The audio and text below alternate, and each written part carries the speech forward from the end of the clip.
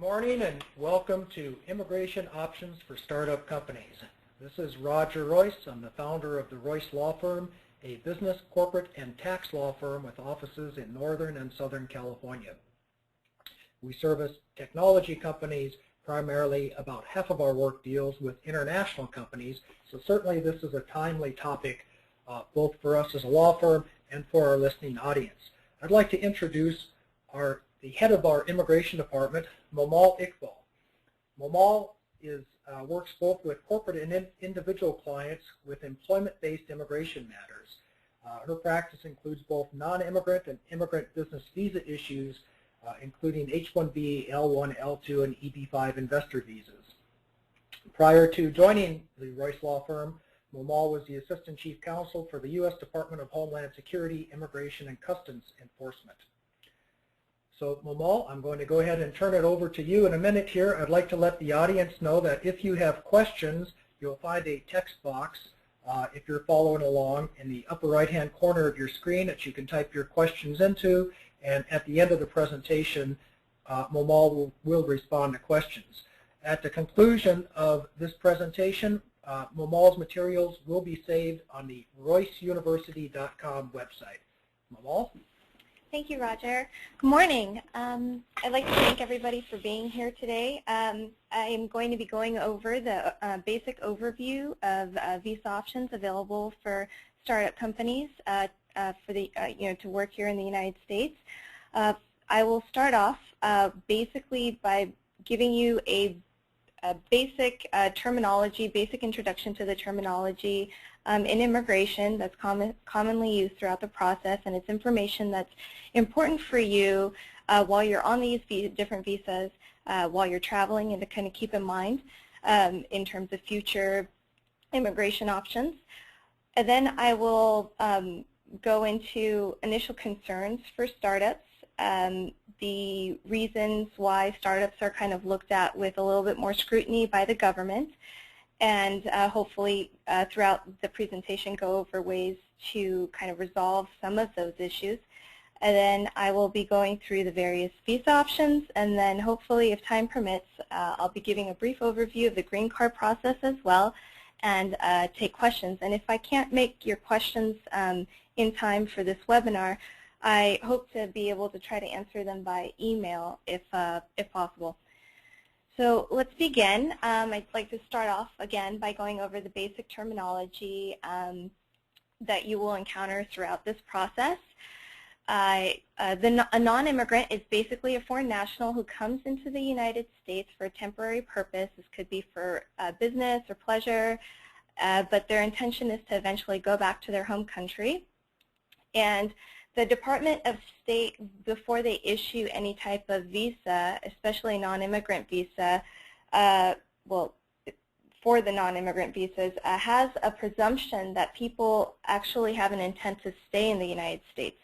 So when you're applying for these visas, you have to overcome that presumption by showing the Department of State through their consular officer that you have ties to your community at home, that you do intend to eventually come back to your home country after your visa is expired. The other category is an immigrant, and that is somebody who intends to live in the United States permanently.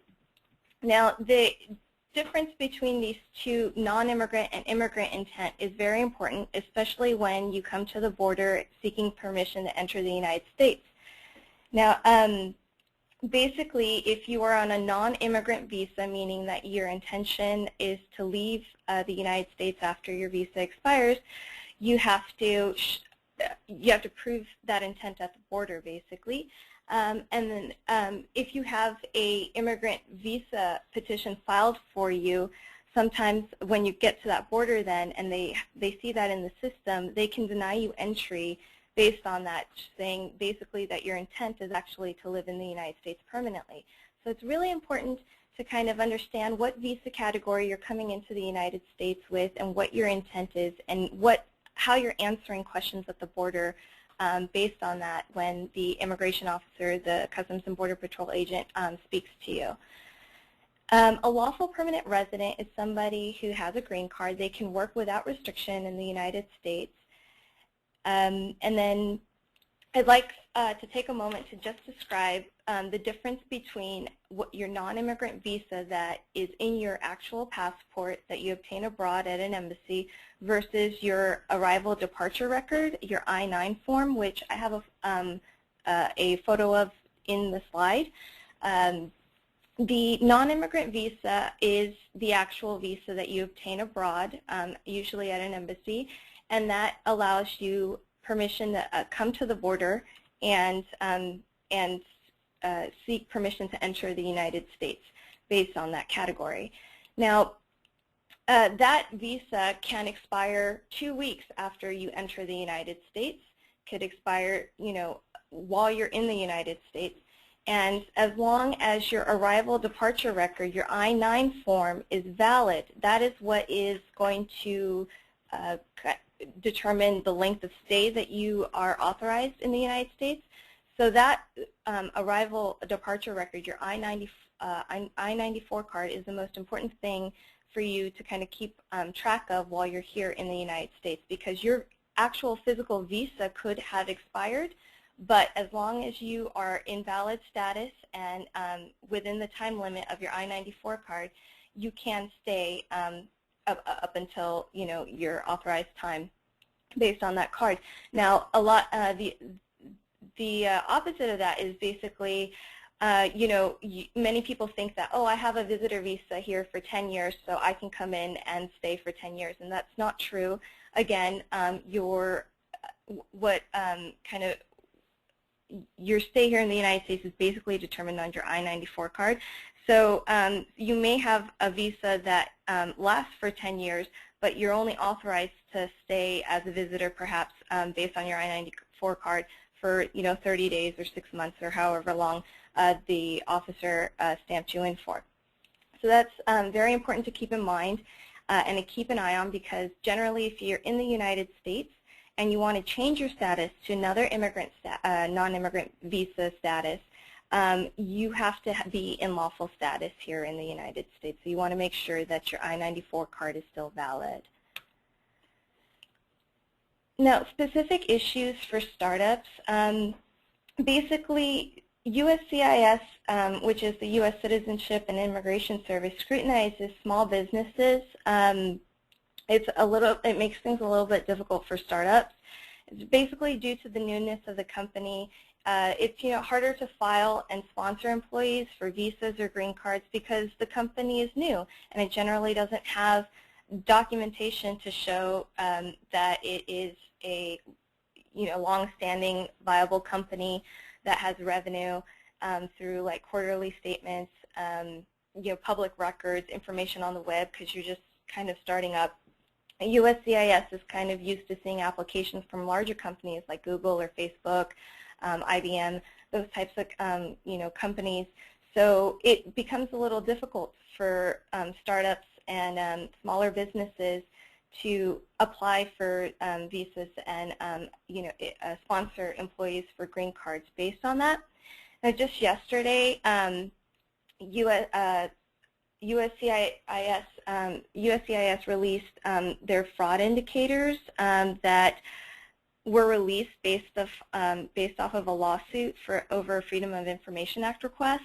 They basically kind of show that the government has been highly scrutinizing small businesses that fall within certain factors, certain indicators for fraud, because there is a lot of fraud that goes on in smaller businesses, but it makes it hard for legitimate businesses as well. So 3 of the indicators based on the release yesterday indicate that if a company has a gross annual income of less than $10 million, if they have fewer than 25 employees, or they've been in business for less than 10 years, the case is generally sent for further evaluation, and then the process is drawn out a little longer. And as you can see, based on those factors, smaller companies and startup companies will have a more difficult time. So it's really important to kind of make sure that you have your paperwork straight, and make sure you have a lot of documentation before you go ahead and apply for these visas. I'd like to take a moment to go through the most popular non-immigrant visas. Generally, we start off with the F1. It's a student visa. Lots of people come into the United States on a student visa and then convert that to be able to work. Generally, they convert it into an H-1B and then eventually get a green card. So that's the basic first type of visa that is pretty popular. The B1 visitor visa, you can come in on that visa and lay the groundwork to start up your company by going and looking at property, meeting with potential investors, and things like that. The most popular employment-based non-immigrant visa is the H-1B. You have to have a specialty occupation for that, which generally means that the occupation has to require a minimum of a 4-year bachelor's degree. And then we also have the H-1B1, which is reserved for Chileans and Singaporeans.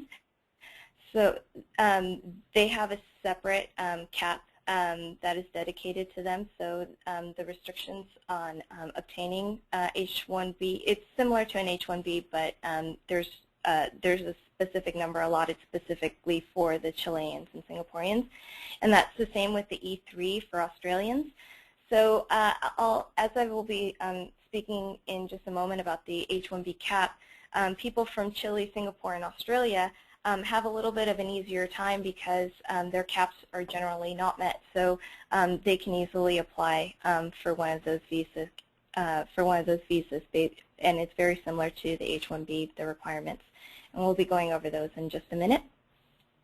Then we have the E2 visa, which is for treaty investors.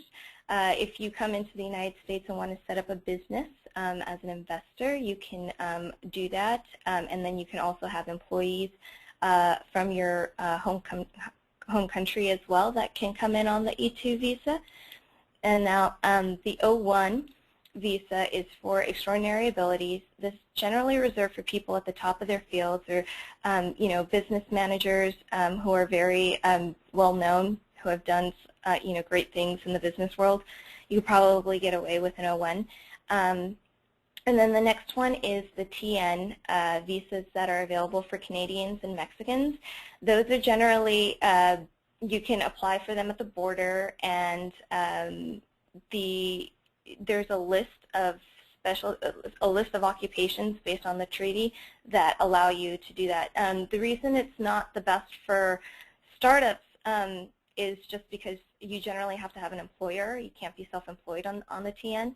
So, but if you are a Canadian and Mexican working for somebody else, and your occupation happens to fall within the list of occupations in the treaty, it's an easy way for you to be able to gain work authorization in the U.S.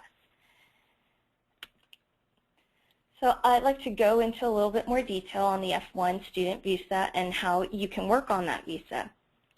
There's two ways to work on the F1 visa. One is the optional practical training, OPT, and when you complete your curriculum, you're generally granted 12 months of OPT, and that allows you to work for 12 months and still stay in the United States.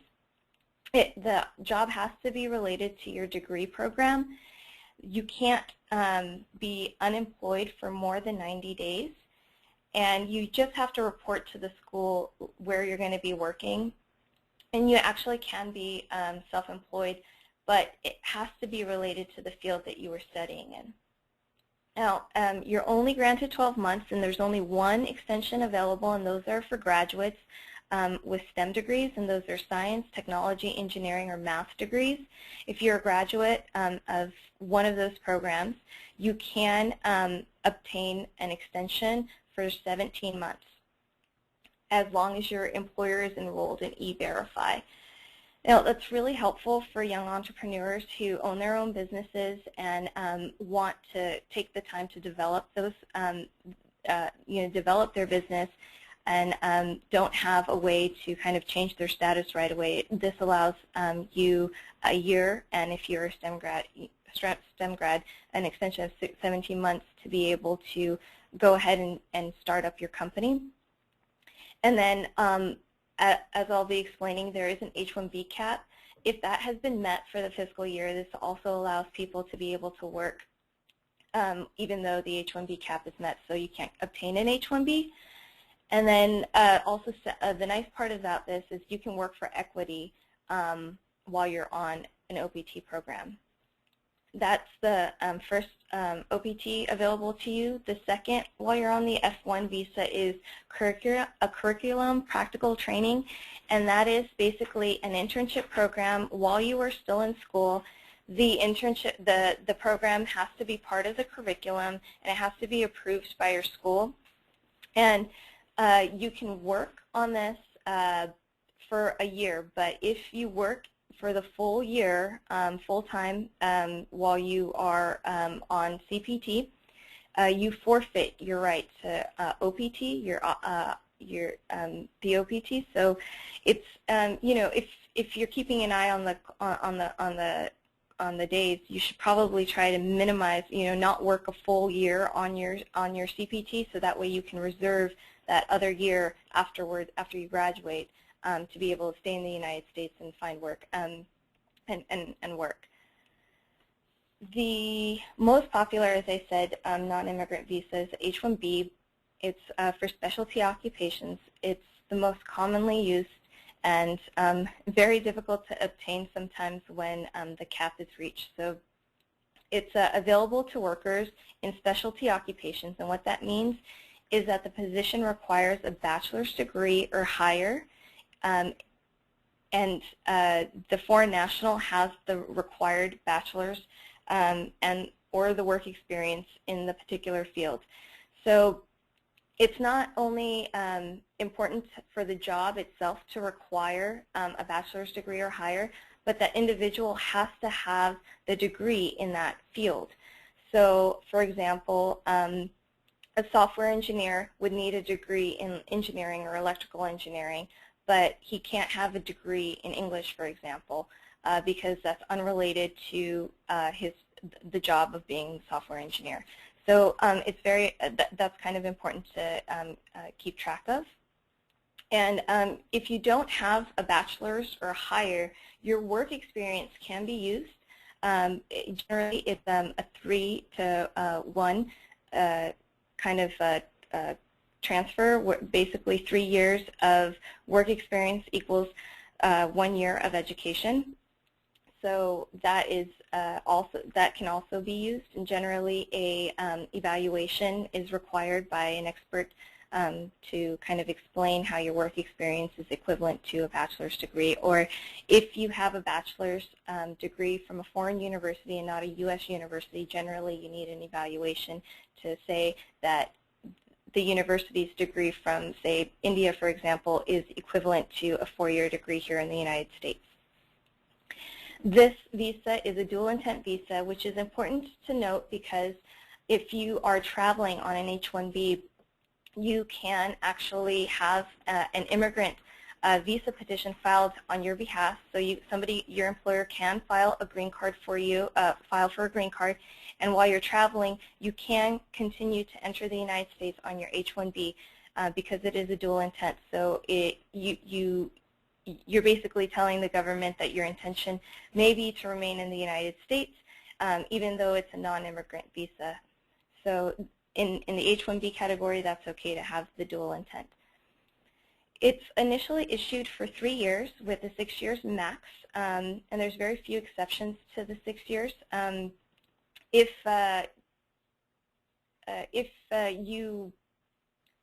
somebody has filed for a green card for you a year into, or with a year remaining on your H-1B, you can indefinitely kind of extend your H-1B until your green card becomes available. So that's very important because it helps people from countries where there's a big backlog of cases, such as China and India, where it can take up to 10 years to obtain your visa. So while if an employer has filed a visa petition for you and it's been pending for a year, you can then extend your H-1B indefinitely until you get your green card. And then the 6-year max also, if you actually leave the United States for a full year, be physically outside of the United States for a full year, and then come back into the United States and apply for an H-1B, you can begin you can begin the 6-year time again. So the H-1B employee can also port from one employer to another, and that's a nice benefit to have with an H-1B. You're not tied to the employer who sponsored you for it, but your new employer does need to sponsor you for an H-1B as well, and you can begin working with that employer as soon as you file, and you obtain a receipt notice of your filing. But it's generally not recommended to do that, because on the off chance that your H-1B with the new employer is denied, you are then kind of left out of status. You are no longer with your former employer who had an H-1B for you. And so it's kind of recommended to at least wait, especially if you're moving to a company that is a smaller business, a startup type company. You may want to just wait until you get the approval in your hand before you actually port to the new employer. So I generally I advise doing that versus finding out the hard way that you're left with no options after that, so if it's denied.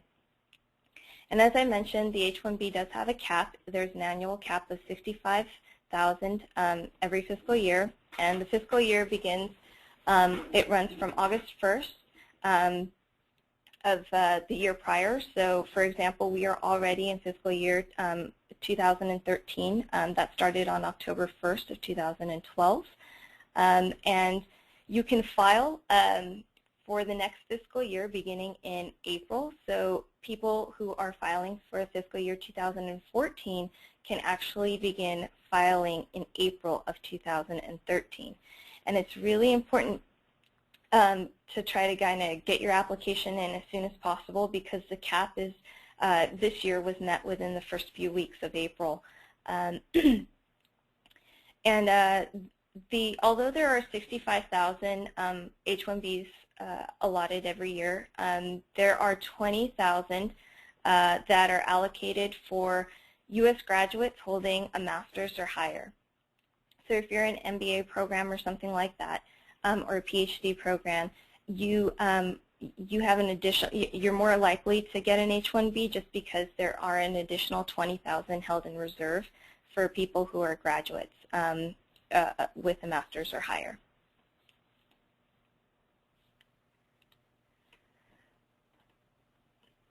And people on an F1 transitioning to an H-1B, there's generally this thing called a cap gap. This is a problem that occurs where you've used up your OPT time. Somebody has filed for you for an H-1B, and they filed in April, and your OPT expires in June, but you can't begin work until the fiscal year starts, which is October 1st. So there's a gap between when your OPT expires to when you can legally work. And regulations have basically come in to try to help fix that problem. So as long as the H-1B is filed before the expiration of your OPT, your work authorization and your H-1 and your OPT status is extended till the end of the fiscal year. So you can continue to work and be okay without violating your F1 status as long as your H-1B was filed before the expiration of your OPT. And then you can begin working on your H-1B October 1st as long as it was granted.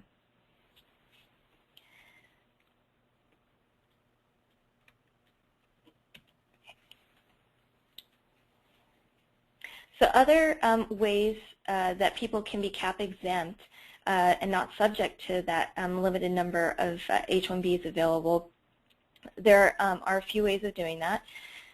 If you've had an H-1B in the past 6 years, you are cap exempt and you can file for an H-1B at any time, even if the cap has been met. So also universities, so if you're going to be working for a university or a research organization, nonprofit organizations are also cap exempt. Or you're working for an organization that's affiliated with a research organization or university. So if you get a cap exempt H-1B, you can actually get an H-1B with a company that is cap subject, which is kind of nice. So you can kind of work for your university, maybe part-time, obtain a cap exempt H-1B, and then find an employer that is subject to the cap, such as such as a small business or a startup, and be able to also get an H-1B to be able to work with them, because you are not subject to the cap. So that's kind of a nice way to maneuver that if you're able to get a cap exempt employment when the H-1B cap has kind of been met for the year. So H-1B challenges for startups. As I mentioned before, USCIS really scrutinizes small businesses. They look at the size of the company. You're dealing with funding issues because for an H-1B, you have to promise to pay a prevailing wage to the employer, to the employee. So you have to show the government that you have enough funds to be able to pay that person their salary. Now, and then manager and executive positions, which a lot of people starting up companies want to be either, they are either the manager, CEO, something like that. Those, unfortunately, aren't generally, don't generally require, a bachelor's or higher. So you run into the educational issue and need of, does this company even need a director of marketing, for example, when it's so small.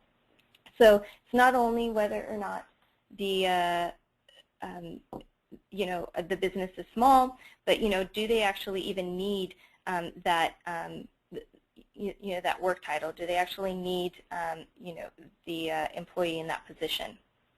So that's kind of what they look at, and then the H-1Bs can also be relatively expensive. They charge $325 to file.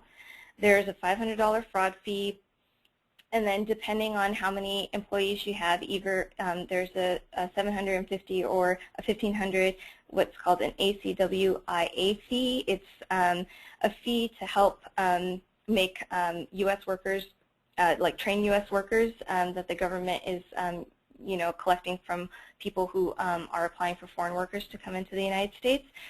And if you want premium processing, which makes the government kind of make a determination on your case, either yes or no, or request for evidence within 15 days, you can ask for premium processing, and so it's a fee of $12.25. And there are basically, like the employer generally has mandated, like they have certain fees that they have to pay, but it's also recommended, generally recommended, that the employer go ahead and pay all the fees associated with an H-1B, just because you run into prevailing wage issues. For example, if you're at the minimum of the prevailing wage, you're offering some prevailing wage for a software engineer is, say, $67,000 a year, for example, and you as a company are paying that person, saying that you're going to pay them $67,000 a year. Yet you ask them to pay for their H-1B fees, attorney's fees, all that kind of stuff. The USCIS can actually look at that and see the deduction of those fees can be taken out of their salary, and so if you fall below the prevailing wage, you're ineligible for the H-1B. You're in violation, for example, if you don't pay that person the $67,000 a year. So it's just advisable to go ahead and the employer go ahead and pay for all the fees, because You don't want to run into that issue where, just $1,000 off, the government comes and says, I'm sorry, but you're in violation as an employer. You're not paying what you said you would, because the money that the employee used to pay for his H-1B is deducted from his annual salary.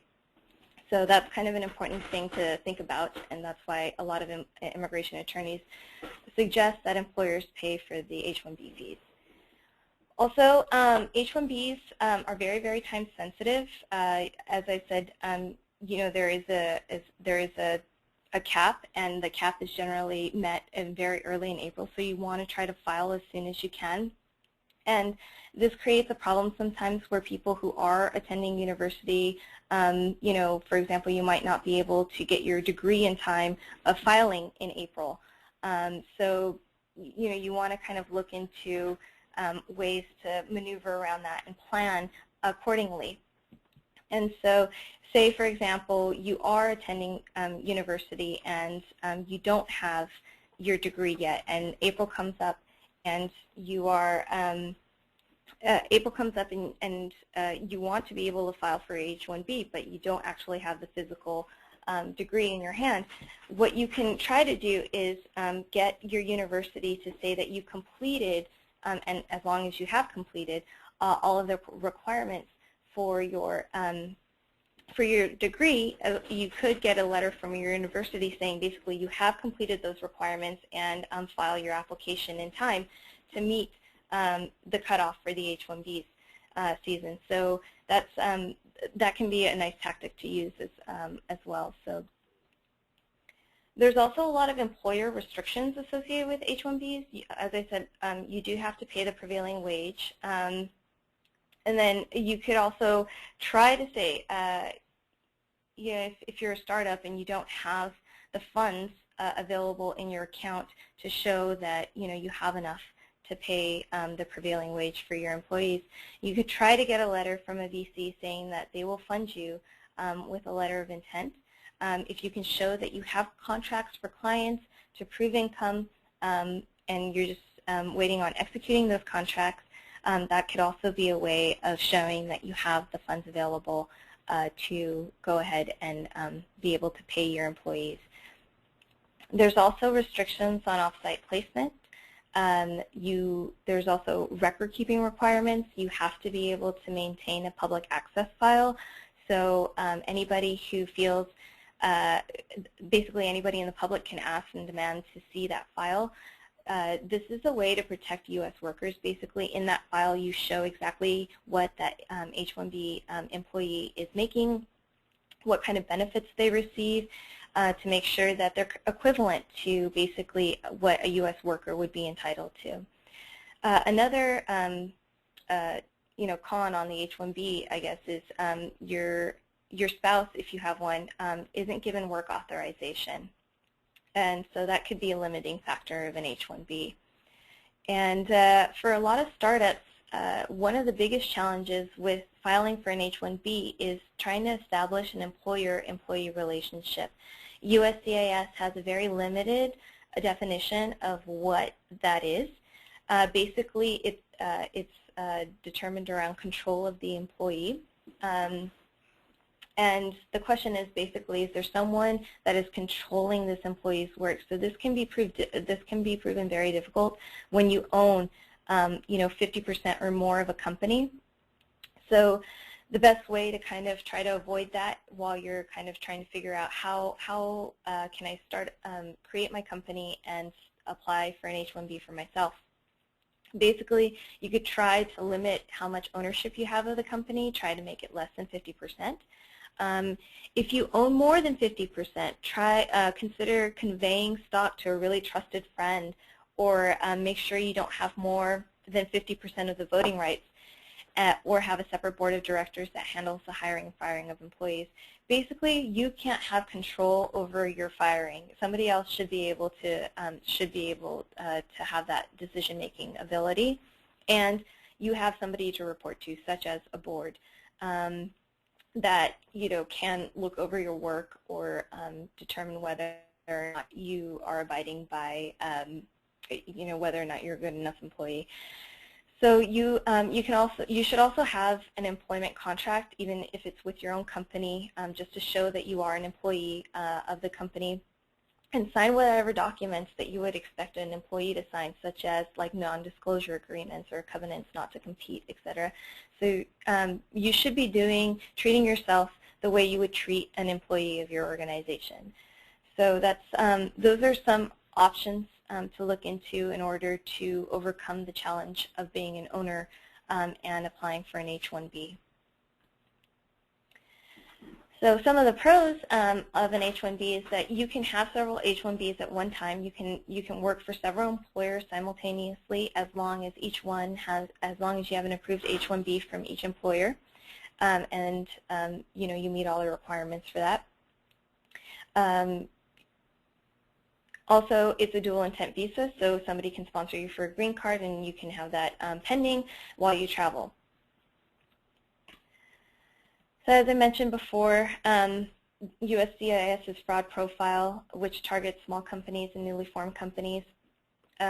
Before you file, make sure that you have a physical office space. A commercial lease is best. You should try to ensure that you have money in the bank to pay salaries of employees, and that you've complied with local ordinances such as obtaining a business license. Make sure that you've paid taxes if you're old enough to be able to pay taxes. So try to do whatever you can in order to show that you are a legitimate company. Try to create a web presence. Get a web page up. Have payroll records for employees. So if you do have employees, try to pay them some type of a salary. Don't just give them equity if that's possible. Also try to register with Dun & Bradstreet. It's an organization that basically gives information of companies and how companies are doing. It's on their website. USCIS generally is using Dun & Bradstreet pretty. They're relying on that pretty heavily to determine the legitimacy of a company. So try to get your company listed on that. And then think of of what larger companies might have, and try. I know it's try to not, think of not running a business out of a home office or a garage or something like that. You really have to think about what would a big business generally have, and try to conform to that as much as possible. Now, another visa option that is pretty good for countries that have a treaty with the United States is this treaty investor E2 visa. So basically, nationals of countries that have treaties with the United States, and unfortunately countries that do not have treaties with the United States that can apply for an E2 are countries like Russia, China, India, but a lot of European countries do have the the bilateral treaty with the U.S., so they can apply for the treaty investor visa. And all that's required for that is for you to make a substantial investment, and there's no magic number, there's no set amount. It just really depends on the nature of your enterprise and what your business is, and you should be making a substantial investment towards that. So if the total cost of your company is under $500,000, a significant investment would be something like 80 to 85% of the total cost. And the money should generally come from the investor. It has to come from the investor. And you can use intellectual property to count towards the investment. Now, an investment can also be equipment, property. Anything that you use to invest in a company can be used towards that substantial investment. And there's no set magic number, as I said before. But generally, an investment should be probably around $100,000, but it also really just depends on the enterprise. The majority of the stock, so 50% of the stock, has to be held by nationals of the treaty country. And green card holders and U.S. citizens who were originally from that treaty country don't count. And this is important to note because if you are a national from a treaty country and you start up a company and invest in a company here in the United States, but you get so much VC funding that it eventually dilutes your how much you own in the company to less than 50%, you won't be eligible for the E2 visa. So you have to make sure and kind of keep an eye on how many shares you hold and make sure that it's at least 50%. And employees of the national company can also come over on the E2 as long as they share the nationality of the nationals that are actually doing the investing. So as if they are a key employee, which is generally an executive, manager, or essential employee, they can also come in on the E2 as long as they share the same nationality of the investors, and there's that treaty with the United States.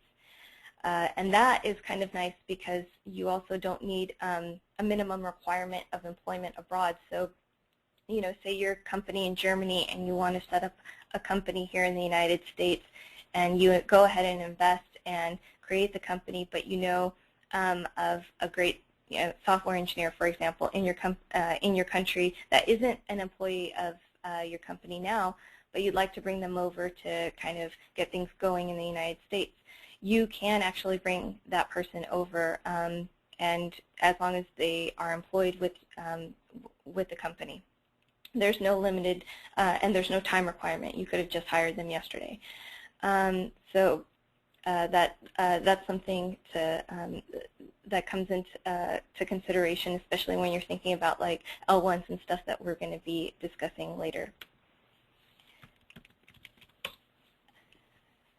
And the nice thing about the E2 is that spouses have work authorization, so they can go ahead and work unrestricted in the United States, and that's a nice benefit. The B1 visitor visa is available to people to come in and conduct business activities. You cannot have gainful employment in the United States, so you have to also make sure that you're not being paid by a U.S. source. So permissible business activities include negotiating contracts, attending meetings, developing business relationships to start up your company. You can attend conferences and seminars. You just can't generate an income while you're here through a U.S. source. And you have to intend to go back to your home country. So a lot of entrepreneurs kind of use this as a way to come in and set up an office in the U.S. So you can look for office space. You can hire employees. You can set up bank accounts and get started on a startup or an incubator accelerator program. But you just have to kind of leave or change your status before the company gets up and actually running and making revenue.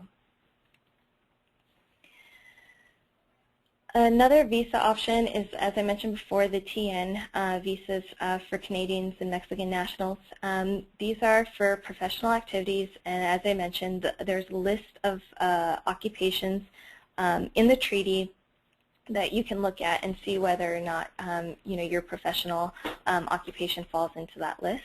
It's a little less restrictive than the H-1B on educational requirements, but there aren't a lot of occupations, unfortunately, on that list, so you do have to definitely look at that.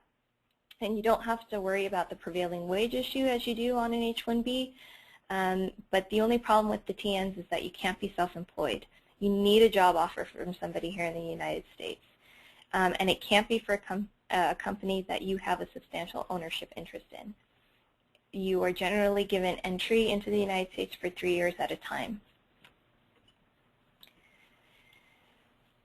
Another option that foreign nationals can look into, especially if they've been working for a company abroad for a year, is the L1 multinational transferee visa. It's as long as there is a foreign company abroad and there is a qualifying relationship with the company in the United States, such as the U.S. company is either a parent, a branch, a subsidiary, or an affiliate of the foreign company, you can consider using this visa. the individual must have worked abroad for the company for 1 full year in the past 3 years. So even if you're no longer employed with the company, and you were employed with them for 1 full year in the past, in the last 3 years, and then rejoin them to come to the United States and be a manager, executive, or a specialized skilled employee, you could apply for this visa. The nice thing about the L1 visas is that for the L1A, which is for multinational managers and executives, there is a 7-year max on the visa. L1B is for specialized skill employees, and there is a 5-year max for you to be able to stay in the United States on that visa.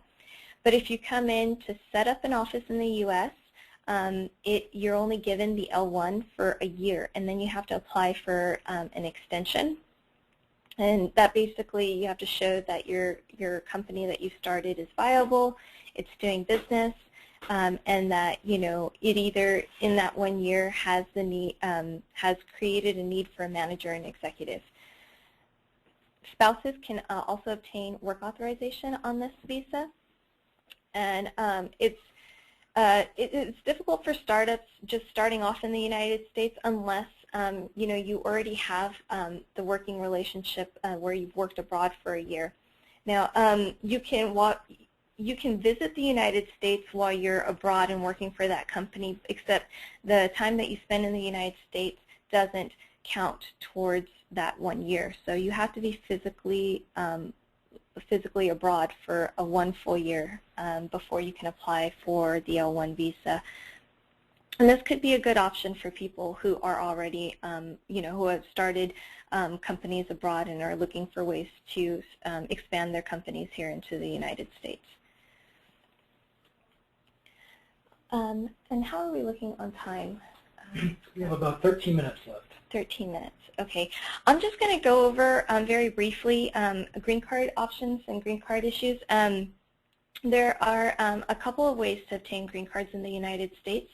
One, and the most common, is obviously through family petition. For example, if you marry a United States citizen, or you have a child who is a United States citizen who's over the age of 21, or who's 21 and older, you can obtain a green card pretty quickly. There's no backlog. There's no waiting in line. The visa is immediately available. Also, if you have a United States sibling, or you're married to somebody who is a green card holder, you can apply, and there is a backlog for those. So your visa could take a couple of years to get to you. Now, you can also apply for political asylum. There's religious workers, and the one that's kind of generated a lot of popularity and a lot of buzz lately is the EB-5 investor visa, and that is allows somebody to invest $1 million into the United States, and in some cases, if it's in a targeted employment area or economic area, that is you can invest $500,000. You are given a conditional green card for 2 years, and in that 2 years you have to show that you've created 10 U.S. jobs in order to remove the conditions off of your green card. So, and they have to be U.S. jobs, so H-1B employees do not count towards that 10 job requirement. And then you can also have alternatively, as a way to get a green card, you can have an employer sponsor you, which many people do, especially while they're on the H-1B. Now, there's for green cards, there is a preference-based system, and so that's limited by your preference category, what category you fall in terms of applying for the green card, and by what country you were born in. And so there are serious backlogs from countries such as China, India, Mexico, and the Philippines. So if you're, if you're a national of one of these countries, it becomes a little difficult for you to obtain a green card quickly, because it could take up to 10 years sometimes. But you can also, if you happen to be married to somebody who isn't from one of those countries, you can also take up the nationality of your spouse. And the preference system is basically, there's the first preference category is an extraordinary ability, outstanding researcher or scientist, or the multinational managers and executive. As I mentioned the L1 before, if you have an L1 visa, you can also apply for a green card as a multinational manager and executive, and it kind of bumps you up in the preference system and you're able to obtain a green card quicker. The second preference goes to people who have advanced degrees, so people with a master's or a bachelor's and 5 years of work experience. And the job has to require those degrees. So that's the second preference. The third is for all other countries, and all countries have backlogs in that. And I've kind of included the visa bulletin, which shows what countries and in what preference categories visas are current. And as you can see, the first preference category is current in all countries. So if you can get into that first preference category, you can obtain your green card pretty quickly. The second category and the third category is the longest, especially if you look at countries such as India, which is processing applications in October of 2002. It's a 10-year wait for people waiting for visas on there. So I just kind of wanted to give you an idea of the backlog of depending on the country and stuff like that. So you have an idea of why it's important to try to get into different categories if possible. Now, the green card process goes through several phases. There's 3 different phases. Phase 1 is the labor certification phase, where the U.S. employer basically tests the U.S. market to see if there are any U.S. employees who could fill that position. And then you basically have to have a U.S. employer. The position has to be a full-time permanent position. They have to promise to pay a prevailing wage, and then they test the market. They have to recruit, advertise, and try to find a U.S. worker, but weren't able to find one for that position. So that's the phase 1. Phase 2 is filing the actual visa petition. You have to prove, again, that the company can pay the prevailing wage, and you must prove that the alien meets the requirements, the educational requirements and so forth for the job. And then the third and final phase is the adjustment of status, which actually changes your status to that of a green card holder. You have to have an approved I-140. The visa is available, and as I mentioned, you have to look at that backlog of countries and preference categories to see whether or not your visa is available. You have to have a medical exam, and there can't be admissibility issues, so crimes, if you've committed a crime here in the United States or abroad that prevents you from adjusting your status, you should definitely disclose that to your immigration attorney if you've ever been convicted of any crimes while you're going through this process. You also need to show that you are in legal status in the United States, otherwise you have to consular process abroad. And there is 4 ways to kind of skip labor certification, which is a long, drawn-out process and can take several months. So these categories are a faster way to get your visa, your green card. The first is the extraordinary ability. This is for people who are at the top of their field in the world. You kind of have to really document this, by your peers and work that you've done. There is a list of 10 examples that a person has to meet in order to be qualified as having an extraordinary ability, and you only have to meet 3 of the 10 requirements. And you have to have sustained national or international claim, and you have to document that. So if you're a winner of a Nobel Prize or something like that, that would be a great way of showing that you've met international claim. So that could be an easy way for you to get an extraordinary ability green card. Now, the second way is to be an outstanding researcher, and so people in the science fields generally, this would be a great way to kind of obtain a green card. You only have to prove 2 out of the 7 categories, and then you have to prove that you are outstanding and that you've made an impact in your field. And this will be done through a lot of documentation, again, through people who work in your field, any published articles you may have, awards that you've been given. And then there's the national interest waiver, which people use and have gotten, and sometimes you have to think outside of the box in order to kind of get one, but it's doable. So it's reserved for those doing work in the interest of the United States. You don't have to have an employer sponsor you, and you don't need a labor certification. So that would be a great way to obtain a visa if you qualify. You have to be working in an area of substantial intrinsic value to the U.S. and any job can be argued to have a substantial intrinsic value to the U.S. So that one isn't as difficult to meet, but the impact of your work has to be national in scope as opposed to local in scope, and that's a little bit more difficult to obtain to meet. So it can't be just localized in the city or county that your business is in. It has to be national somehow in scope. And you've had you've made an impact in your field that is greater than your peers. So and then they balance basically the purpose of PERM, which is a way to protect U.S. workers, to basically what you bring to the table. So it's a balancing test. And so if you're interested in that kind of a visa, it's very important to just speak to an immigration attorney, see if there's any way that we could try to get you one based on that. Then, I'm sorry. Hold on. So that's basically a really quick overview of the immigration green card process along with some visas. Another way, just really quickly, to skip the labor certification, as I mentioned before, is being a multinational managed executive.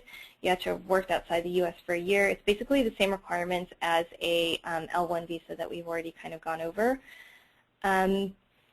And this is, you don't actually have to have the job. You don't have to be in that current position in order for the employer to sponsor you for a green card. It can be for a future position, and it doesn't even have to be sponsored by an employer that you're currently employed with. It can be a future job as long as the employer has a good faith intention to put you in the position when you get the green card. And that could be several years away, as I mentioned, because of the backlog. And the employer must pay for the whole process. So it can be very expensive, and you cannot be reimbursed. The employer cannot be reimbursed under the table. It's really illegal. And if you kind of even mention that to your immigration attorney, they probably will not be able to handle your case because it's extremely illegal. And just make sure that the employer is paying for all of the whole process through the green card. So yeah, as I mentioned before, it doesn't have to be a company that you work for. You can work for company A, and then company B is willing to sponsor you, such as you have a good friend who's willing to hire you on. And at the end of the day, if that person's intention changes, as long as it can prove that they had the good faith intent to hire you in the beginning, you can get your green card and they don't have to hire you. But again, it's I mean that has to be really well documented. But that is a possibility, just to kind of throw that out there. And if you guys have any questions, I'd be happy to try to answer them. Yeah, we are at the end of our hour. We have several questions, and Momal, I think what I would suggest is that if you have specific questions, Momal's email address is on the last slide. It's Iqbal@rroyselaw.com. Email Momal directly, and she'll answer you directly. You can also find her contact information on our website, which is rroyselaw.com, and you will find copies for several of the questions relate to the materials. And I will tell you again that this webinar will be saved for replay, and you will also find the slides downloaded on our resource site, which is royseuniversity.com. So with that, are there any questions that we can take right now? I guess we're out of time, unfortunately, so I'm going to go ahead and conclude the webcast. I'd like to thank Momal for being here, and I'd like to thank you folks for attending.